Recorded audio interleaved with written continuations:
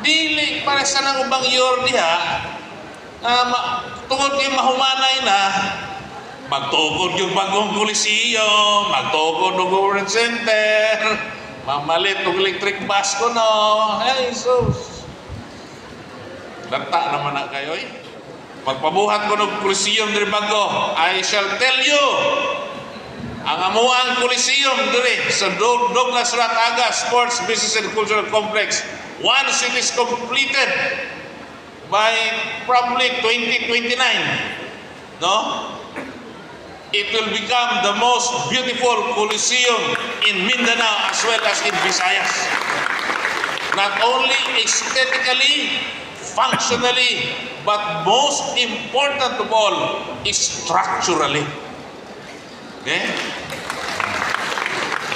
Kaya anticipate na namo nga magsigi na ang linog, kinahanglan ang design sa mga structural engineer musabay na sa mga linog. Sabot mo? Para kung maglinog, di na mo managan. Dili kay magtukod taong.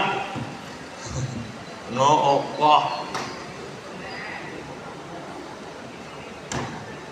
magtukod yung mga building, kita yung gasto para sa national agencies, para ipahuwam na to, para malkansita. Mo na ni gusto? Magtukod na butag bagong Coliseum? Pre, yor, wa na mas monindot pang Coliseum sa Davao del Sur, kaning Dak Coliseum, ikaw man yan eh, kanawa. Ay na mo galang-alang pabuhat. Basin mahimong katawanan mo.